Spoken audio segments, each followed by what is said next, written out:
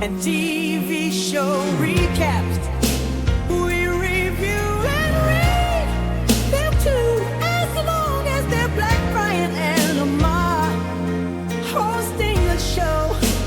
Remain unbiased in case you don't know.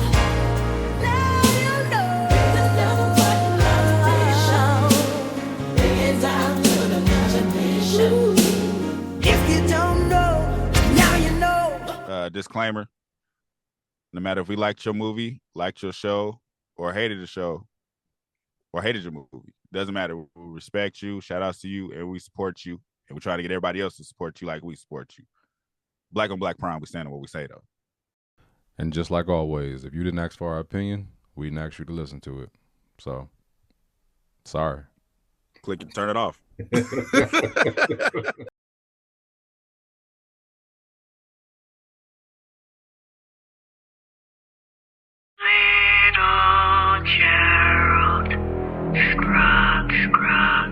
But it's just a made-up story.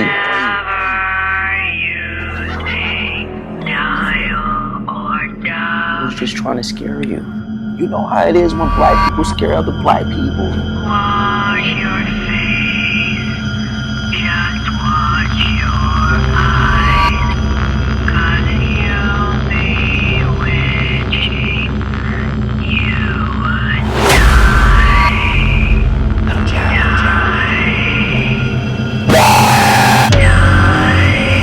You acting all nervous like you believe this shit or something.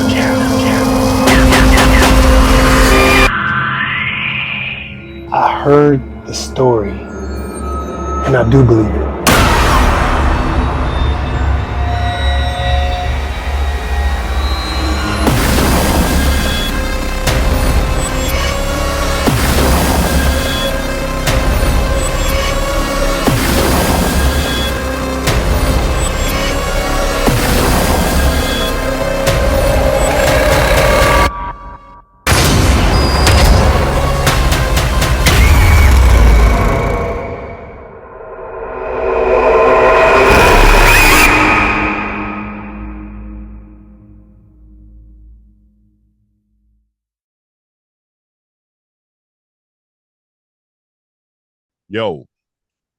Yo, Black on Black Prime. Black on Black, back with another Tubi original.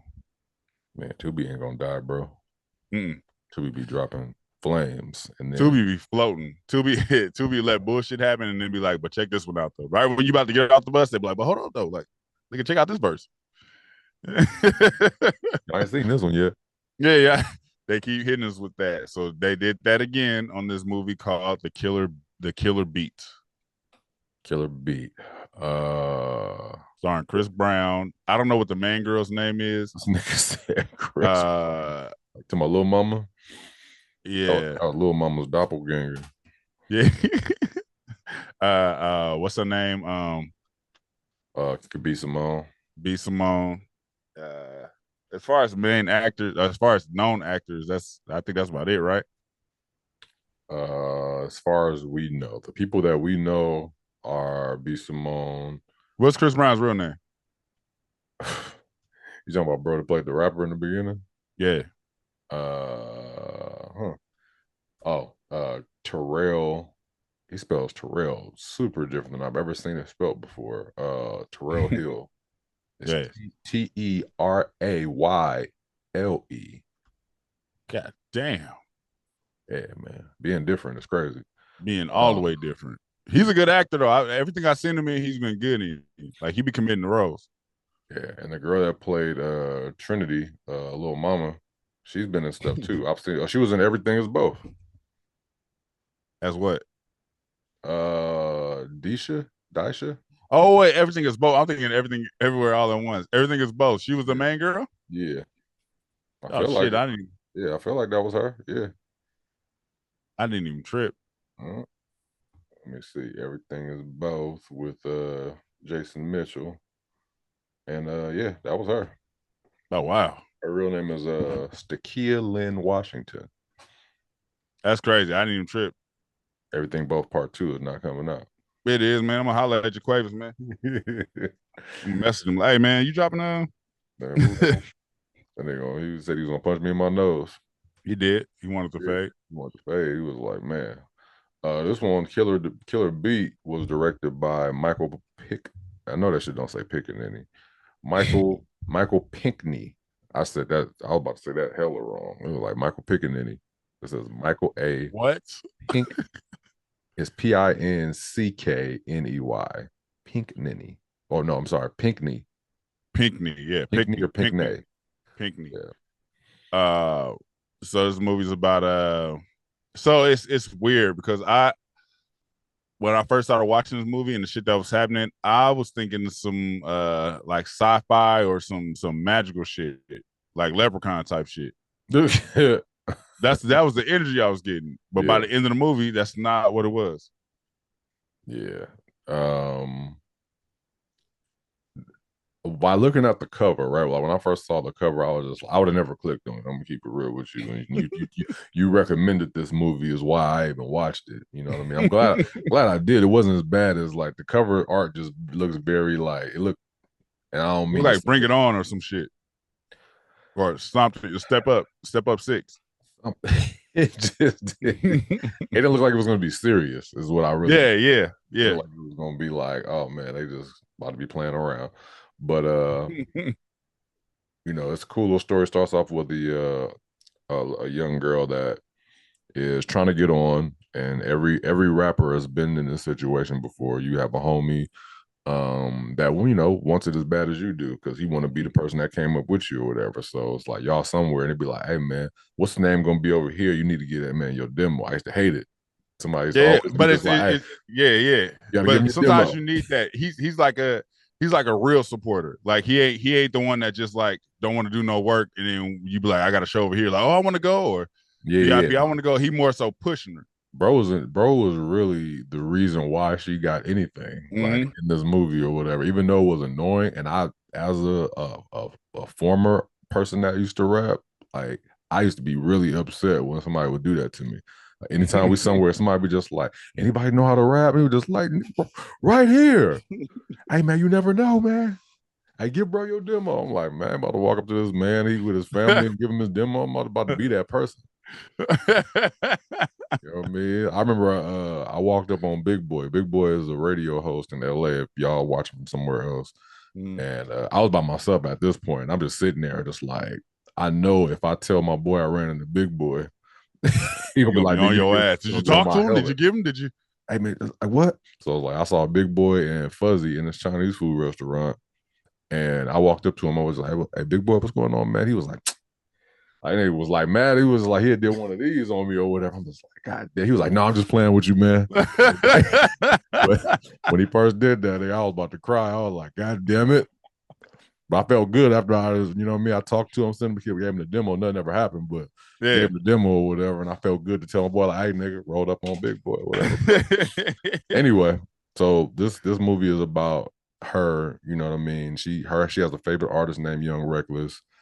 In the beginning, she wants to, talk to him, spit some bars for him, give him the demo, whatever. And her friend is, encouraging her to do so. So she's talking. Wait. Because you skipping past. So the movie starts off with a Young Reckless video where he I didn't know what the fuck that was about at first. It was a music video. So it came on. He's like, it looks like a drug deal or whatever. Then he shoots the dude. Then the song starts. And then he's like shooting the music video. And then at the end of the take for the music video, he pulls his notebook out.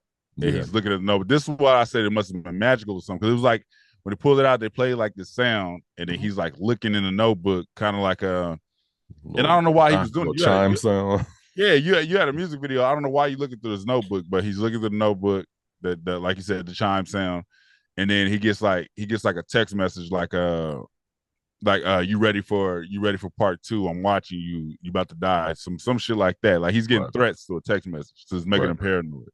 Gotcha. Then we get outside to where she's standing with her partner who's made her come down there because her favorite rapper is there. Right. So she's not getting no attention from him. They find out that he's going to a party or going to be at a, hosting a club. They go there. She's able to get up there and start rapping for him. And bro passes out. Yeah, he's vibing with her. You know what I mean? Mhm. Best feeling in the world, probably. You know, you get your favorite rapper to like vibe with your stuff and it's being recorded, and then bro dies right Yeah, there, he just falls out. falls and passes out. And then so that's where the story. And then after that happens, she sees the notebook that he was looking at earlier, She picks it up. and Yeah. she picks it up. So the movie, that was the weird part about it, because she was by the movie's projection, she's a good rapper. She's even impressed her favorite rapper. Right. Why she needs the notebooks rhymes to get on, I don't know. I didn't know that the whole time she was. Every time I felt like she picked up the book, it's not like she was memorizing it. I thought she was just looking at it for inspiration. Because like when she was doing songs in the studio, I thought that was just all her. That's what I thought too. But then the lady, so after we get the reveal later on, we find out it's not her rhyme she was using to make the next single she was making, because she went viral off the rhymes from the book. Yeah, which also doesn't make. This is I'm digging too deep. It doesn't make sense because this nigga was using his notebook, so he's quoting female lyrics. I think she came up with the hook, possibly. I don't know. It wouldn't, but I mean, apparently they came up with the whole thing. Yeah. So it was like he was gonna make a song called "The Sassy Strip." Hey man, that's what it said. She had a whole song. She had a dance and everything. She went viral for the Sassy Strip joint. And it's crazy. She went viral because of her partner too. Like you were saying, he's pushing her. Like, no, nigga, if you want to do this, you're going to do this. Like, he's not. And it's funny because he keeps saying, "I'm your manager," but she doesn't. It's like when he says it, she kind of like looks off, kind of like, "Nah, you ain't." Yeah, like bro's so pushy, and wanted her to get on. I think he wanted it for himself a lot too, but yeah, pushing her, nigga, he pushed her at the candlelight visual. Is one of her friends or fans or something like that, like praying or whatever the case was, and hey, you know y'all need some new blood at that label. It was like no respect for the candlelight joint, and then it's like, hey, business is business, and she's like, yeah, let me get your number or whatever. But if he never said that, you know what I mean? Bro was in it for him. Bro was in it for himself too. But you do need somebody like that. Or you used to that. The rap shit don't work like that no more. No, I don't. You just got to be. Never mind. But so we get so she has a notebook. She does the viral thing from the notebook. Then she gets the attention of the label. It's the A&R from the label. This lady, her character though, but it's this lady. Also, they got this Suge Knight like dude running the label, who's kind of, I don't want to say he's happy the rapper's dead, but it seems like he's happy the rapper's dead. Yeah, like rappers die every day, kind of vibe. Yeah, he kind of like, we're about to make more money because he did. Yeah. He also talks to this big lurch looking nigga, and he's like, get the notebook back. This is what I'm saying. It's like it gave me like Leprechaun in the Hood vibes with that shit. Like, what's up with, why does everybody know about this notebook, and what's the magic in this notebook? Bro need to play the new version of Hellboy.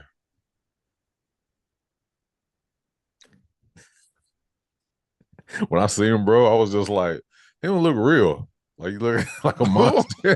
Like that didn't look like if you saw him at your, like, you know what I mean, like at night, like in the dark, that nigga looks like a scary movie.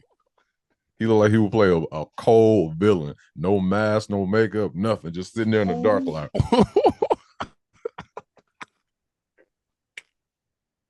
Bro looks hella scary, nigga. Like that nigga is a monster, bro. He need to wrestle. He need to be. Did look scary as fuck. That nigga he had a like scary name too. What was this? Goliath. What was his name? He had nigga was Goliath. Nigga's a wrestler. Was that his name? Bro. It was something like that. It was Goliath. That was it. Yeah, it was Goliath. That nigga's a wrestler, bro. That nigga's huge. But you find out he was clapping her friend's cheeks later on. I'm like, whoa. Oh man. I was like, why did you throw that in there? I knew bro was, as soon as he walked up and they let him in, I was like, oh damn, son. David and Goliath. But anyway.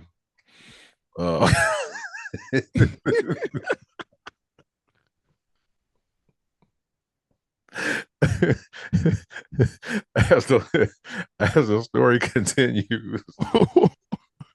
Oh shit. Man, B. Simone's character is an artist on the label as well, and she's jealous that there's a new girl coming. Her career is kind of dying off, and she pretty much sabotages her career in the beginning. Making her late, stay out all night, drunk, and all of that. I don't care what nobody says. You can get me drunk as hell. If I got a record deal and I got to be somewhere in the morning, I'm gonna get drunk with you. I'm not going. Hey, I'm gonna get drunk with you, but I'm gonna be up at that damn record. I'm gonna be at that studio.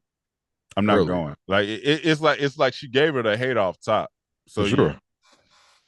But she's young, I get it. So she didn't catch the vibe from her. But she gave her the hate off top. It's just like getting signed to your favorite label and your favorite star, like say you got signed to Death Row and Snoop Dogg, like, hey Lamar, let's go get some, you know what I mean? Let's go get some shots. You know what I mean? You going with Snoop Dogg to go do something in the 90s. You going to hang out. I'm gonna do it, but I'm more professional than that. Like I do it, you're right. I drink, but I know it's a level, like nigga. I'm going home and I'm gonna get up in the morning and hit my studio session. Like I'm finna nigga, Lil Baby finna produce my shit. I'm not finna be out with y'all this whole fucking time. Like I'm not gonna do that.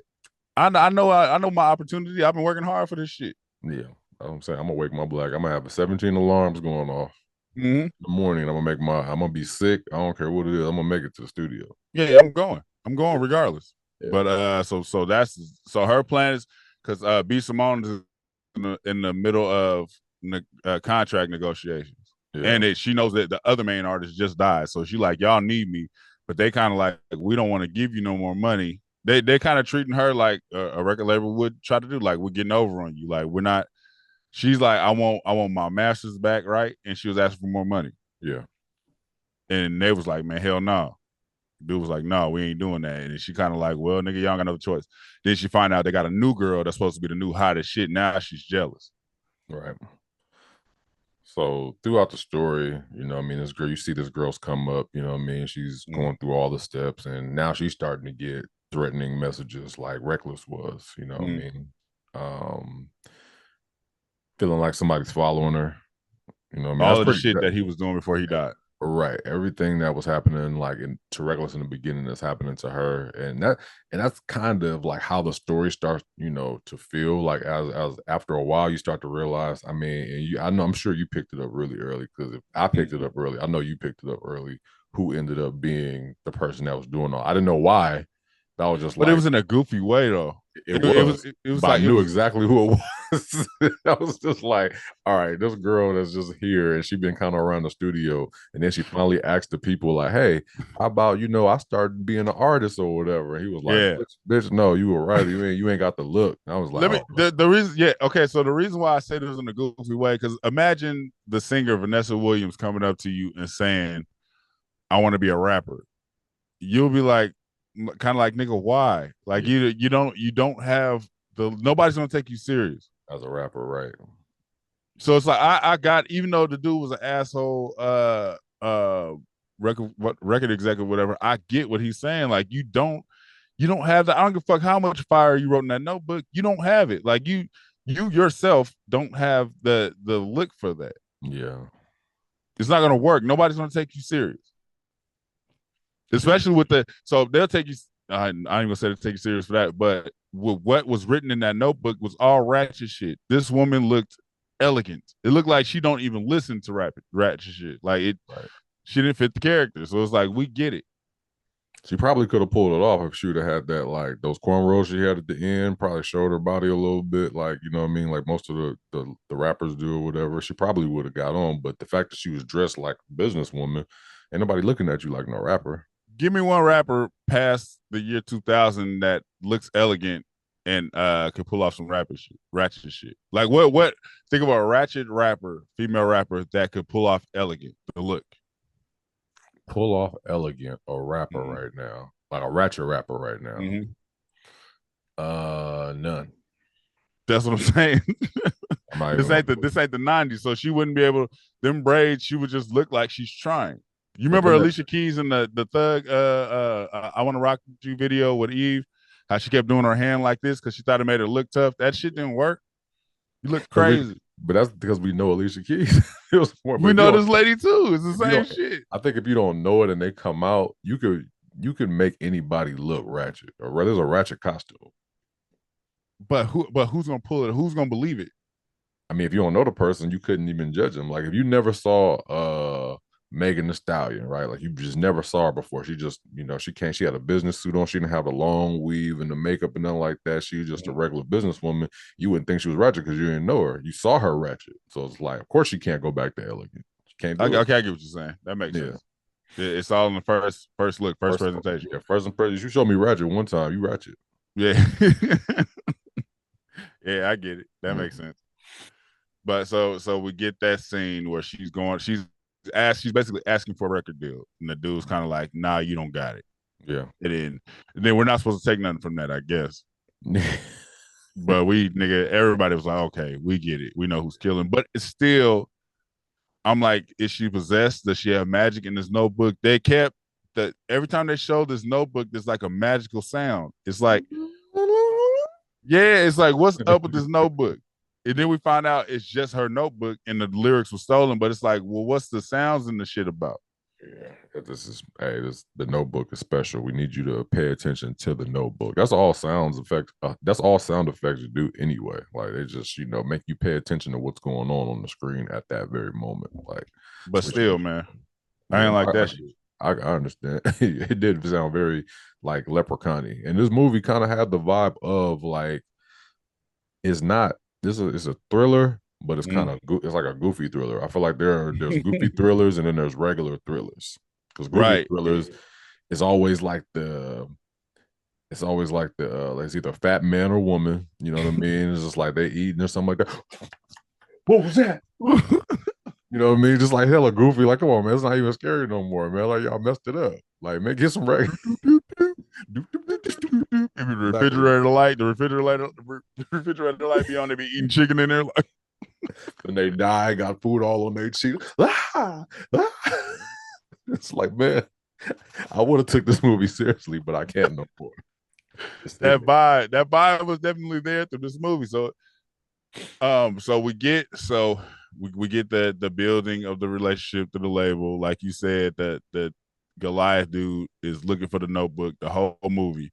Yeah, he finds it because he came back to the apartment. Right, the dude is that how he found it? Because he didn't find it when they came. Because at one point he came to the apartment, he never found it. But he came back, and then that's when what's her name came in, Trinity. She walked in and caught him in there. She was like, "What you back here for?" Blah blah blah. So he never found the notebook at that point. Who found the notebook? Because it was. I remember he found it, and then he ended up dead with the notebook. Was that because I mean I know old girl threw him off the little balcony joint. Yeah. Did he have the how she threw him off? I don't fucking know. Huh? Did he have the notebook at the time? I don't recall. He did because the police pulled up, and I think the police grabbed the notebook. Somebody, I don't remember who had the notebook and who got it. We just found out what the notebook was about, like at the end. Yeah, at the end we find out. So just we could just get to the end. So B. Simone and her friends again. Then the killer attacks B. Simone. We think B. Simone's dead, but she's not. Yeah. And then she tells the girl's manager, like, it was what's the name, the A&R lady. Yeah. Then the A&R lady has what's the name, Trinity cornered because Trinity had to go to the bathroom, but she's in her dressing room and telling her the full story. Like, I was supposed to be a rapper.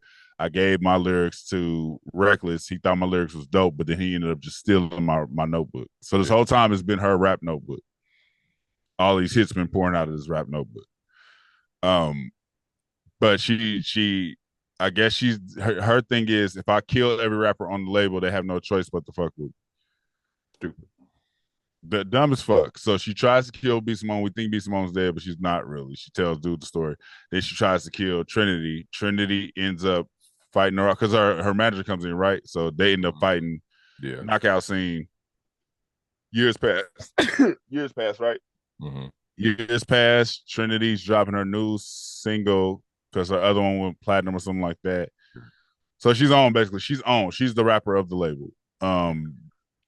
And then we get the final scene where the girl's in jail, write new raps. Yeah. Looks at the camera crazy, like, end of the movie.